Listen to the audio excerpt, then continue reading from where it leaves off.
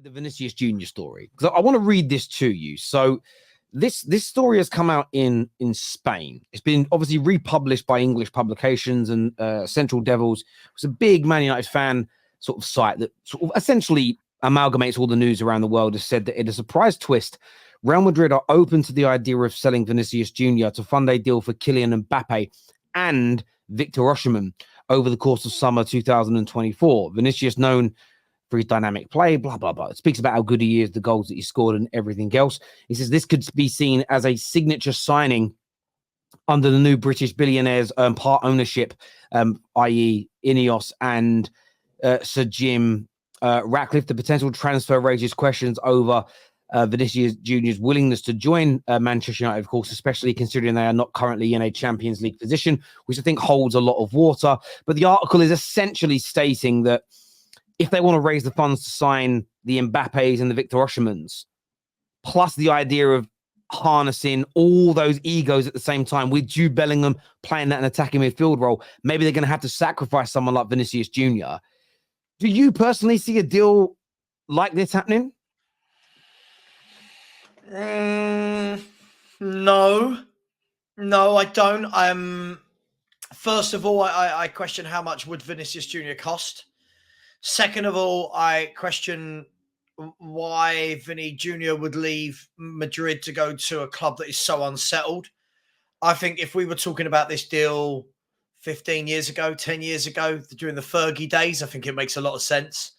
I just don't think Man U are that team right now. I'm not saying they can't be again, but they're not right now.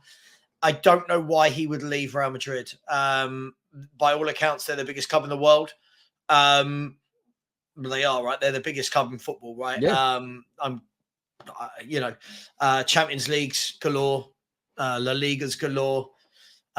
Just that pedestal, just the, someone says, who's the biggest team in the world? They're in that conversation, them and maybe, Barcelona and Man United and Liverpool. But, the ones that stands out of those three clubs is Real Madrid. I'm not knocking any other teams. You've got the AC Milans, the Juves, the Bayerns, but I just don't think that one, have Man United got that sort of money? Two, I don't know. Is chucking in a world superstar like Vinicius Junior the route that a Man United should be taking right now? Just going, right, there you go, Mr. Exceptional Footballer, go. I don't know. I feel like there's bigger things afoot at Man United, and to answer your question, I can't see it, if I'm honest. But listen, I totally agree. I read the article. I've gone and found the sort of the Spanish publications that have pushed this story out, and my first reaction is to Man United fans is to say, do not get your hopes up and do not hold your breath. You'll find yourself in trouble. Is there the possibility that it happens? There's an outside chance, but it would mean Real Madrid essentially telling Vinicius Junior, we think Mbappe, we think Jude Bellingham, we think Victor Osimhen are better than you, they're more important than you, we see them as a bigger part of our future, and we're going to move you on. That it would take Real Madrid to almost treat him in that way for him to want to leave, because why would you right now? Why would you? I mean, let's just paint a picture. Say he's obviously going to stay, then they sign those players. Let's say after a year or two, it isn't cooking with those four together. Let's just say there's too much ego, almost too much quality. It's like Galacticos 2.0 and it isn't working. Then maybe that opens the door. But this is what I spoke to a few United fans, sent me the article saying, what do you think? And my initial thoughts to them, same as I'm saying to you now, is even if that's the end result, it doesn't work, Vinicius Junior isn't going to leave ahead of time. He's going to. Why would you not want to play with Victor Osimhen? Yeah. Bellingham and Mbappe on the opposite side to you, with you on the left. You're going to want to give it a go. There is just, unless Real Madrid force him out, which I don't believe they will. I mean, another one of the articles that this draws from says that they need to sell him to raise the money to buy Mbappe. Again, right. Now we've got a conversation. So this is the thing here. The problem is with a lot of these articles is there's two or three that say different things and they pull on each one. One of them that I read here states that they may need to sell him to fund the deal. Because even though Mbappe could be free, you're talking about £150 million signing on fee and £800 to £1 million a week in salary. And there's a view that they may need to sell somebody big to bring the money in, because all clubs don't have that kind of money right now. So again, then there's a possibility this happens if Vinicius Jr. is told you've got no future here, and he feels hard done by, and then Man United open up the coffers. But even then, I don't see Man United being the team that gets it done. I see a team in a better position with as much money doing it. So could I see him leave Real Madrid one day? Yes. Do I see Man United being the ones to sign him? No, not me. Not me. Look, there's very few clubs that are playing in that sandpit, if we will. There's very few clubs that you go, right, Mbappe's available. Vinicius Jr. is available. Right. Who's going to get him? Who's in contention? And the pool is very small. Lots of clubs will want to start throwing their hat in the ring, and you get the why not? Why wouldn't he come to us? But throughout the test of time, the biggest players have always gone to the biggest clubs.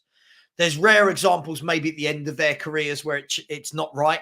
But let's be fair, the big boys go to the big clubs. It's always been that way. Are Man U that club right now? No, they're not. You raise an interesting point. If Real Madrid are to make these types of signings where they need to go and get an Mbappe, where's the cash come from? Historically, the Madrids, the Barças have always found a way. I think we're starting to see in the last few years a real shift in that, especially when it comes to Barcelona. We've seen a shift that they're not having it their way now. They haven't got the funds to go out and go, hey, we're Barcelona, we'll have him, and him. They're having to be selective. They're having to be a bit more thoughtful about which players come to their club.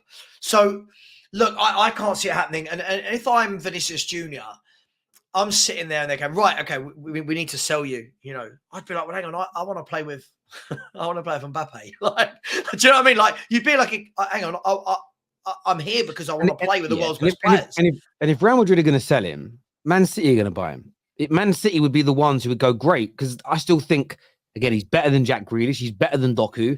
He wouldn't get in the way. He'd be a great creator for Haaland. I just don't see Man United having a chance. So I say to United fans, look, yes, there is the distinct possibility, and there's logical reasons as to why he could end up leaving Real Madrid, although I don't personally think that's going to happen. But I just don't see Man United being able to do it. Yes, I know in the summer United want to make 3 or 4 or 5 key marquee signings, but I believe players in that echelon of your Vinicius Juniors, your Harry Kanes, of course, Salahs and Haalands are at rivals, so they're never going to happen.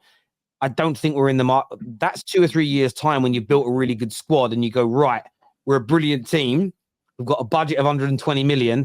Let's go out and spend that on one superstar to make us even better. It's a few years' time, in my personal opinion. So that it's not even one that I'm personally entertaining. I think it's I just don't see it happening. I'd love it too. I think Vinicius Jr. 3 or 4 years ago, I looked at him and thought, what is he? He had a lot of skill and a lot of pace, but there was nothing. There was very little end product, and now he's become what I call a proper player. Great ability, great skill, tenacious, hard-working, but he has that end product. He's scoring and he's creating for fun, and when you mix those two things together, you're an absolute dynamo. Not many players as well. I mean, he was brought into the Real Madrid first team at the age of 17. Like, not many people do that, and then go on to play 5, 6, 7 years. I think this is his 6th year for Real Madrid. So, look, I don't think so. I think Real Madrid can have a real period of dominance if they get this right. I look at what's going on at Barcelona, and it's a shame because I was always one that, you know, for the last couple of decades, I've always been one. I loved the Barcelona style of football. The team under Pep was a joy to watch. Even under Enrique, they were really good to watch. And I'll be honest, it's been quite horrible, Terry, seeing what Barca used to be to what they are now. But from a Madrid point of view, Madrid have had their ups and downs, but always bounced back with a Champions League or something like that. They've always managed to make that happen. And if they get this right, you know, I think Kroos and Modric are going to leave. And they've got players like Camavinga, Tchouaméni coming through. Bellingham's already there. Valverde. If they can get Mbappe and they got Vinicius Jr. and Rodrigo, they could have a real period of dominance in La Liga. Girona are doing well, but someone always comes up and does quite well and then drops away again. So I think they could have a real period of dominance. And I don't know why Vinny would want to leave. They've got this young Enric coming in as well. You know, there's quality there. I don't see any real reason why they're going to move him on. And even when it comes to the money, with they need to sign Mbappe. Mbappe makes money. because he's so famous, he's so commercially viable. The fact that football fans still forget this is crazy. So I know the stories are out there. I know there are reports that are coming from Spain, but I would take them with a proverbial pinch of salt.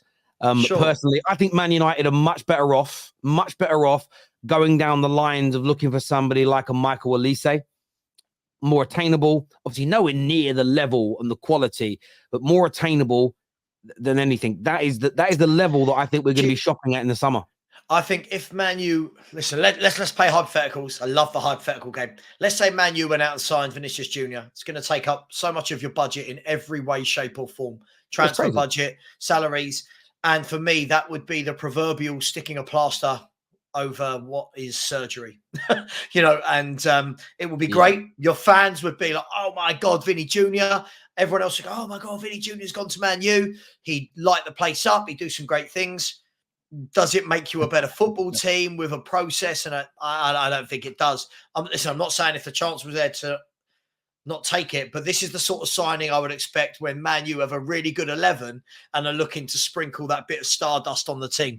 I completely agree. What's really making me laugh is the comment section saying, Terry, I can't believe you believe this. And at what point have I said I believe these stories? That's my favorite part of the comments. It's almost like the viewers like, we wish Terry believed this story. And it's like you're bantering me, but I agree with you. We're on the same page here. It ain't happening. It's just something to talk about. It is. But it's one of those. I think these stories are always important in the transfer window because, I mean, we've got some young guys that are in our group chat at the minute and they get suckered in by everything. Oh, we're linked to this guy. That's not happening. We're linked to this. Ain't happening. Especially when it's taking a star away from Real Madrid. Other leagues, taking someone away from PSG, taking somebody away from Bayern Munich, which we'll get onto, I think is doable in this era with the money the Premier League has. But there's one thing that we're still yet to see, even with the financial clout the Premier League has, and that's taking top players away from Real Madrid.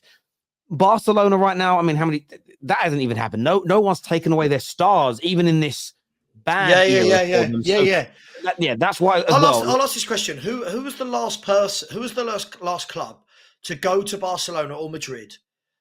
I'm not talking about financial difficulties, but who was the last person to go to Real Madrid and take one of their star players? I don't mean when they're 35. I don't mean Benzema leaving.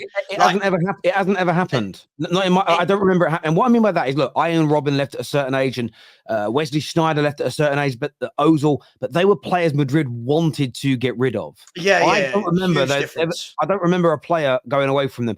Twitted here says, "Why cover stories you don't believe in?" If I only spoke about things on the football terrace that I personally thought were right or believed in, we'd have 70% less conversations.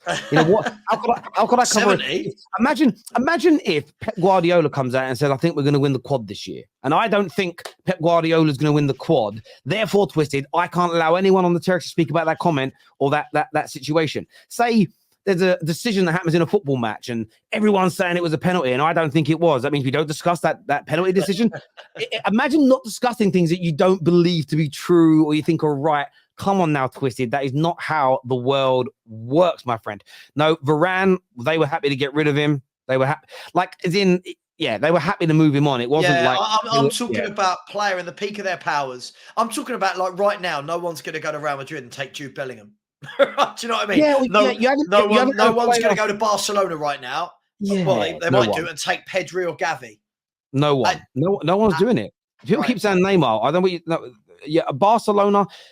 You could argue PSG did sort of do that, but the player forced the move. That was him. That was him. Yeah. So let's rephrase this again to get to what we mean, because I know what Savin meant.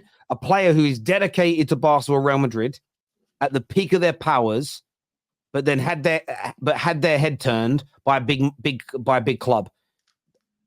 Neymar wanted to go because he wanted to be the star. He didn't want to be in Messi's shadow. The irony was, 18 months later, they signed Mbappe. So yeah, look, I don't think it's happened. I don't remember it happening in my lifetime. I can't remember too many. Yeah, do you know what? You're probably right. R9 to Inter, and that was when Italian football was the wealthiest. That was in the 90s when Italian football was absolutely at its peak. So yeah, you could be right there, my friend. And yes, Luis Figo is a great example. That was between the two clubs, though. So I suppose that's a little bit of an anomaly, isn't it? I'm talking about superstars here, by the way. Like when people are chucking in names like Odegaard and Ozil, and I'm talking superstars.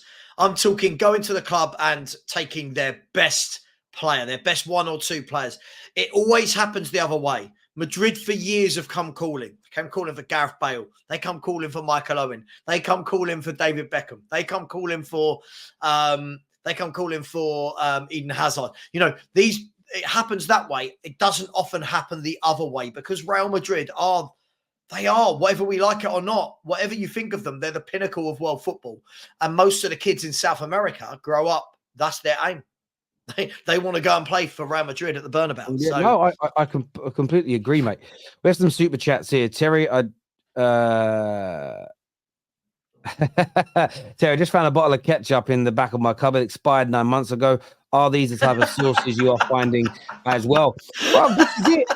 There's a lot of crazy sources out there, and I think it's really important for football fans to discuss them, talk about them, debate them, and say whether they think they're right or they're wrong. I'll give you an example. I remember 2 summers ago saying I've read some rumors today online on a newspaper that Darwin Núñez was going to Liverpool. No, none of the tier 1s have said it. United are leading the way. 48 hours later, he was holding a Liverpool shirt. So there was also a story after all summer, the tier 1 saying Lukaku will not leave Inter Milan.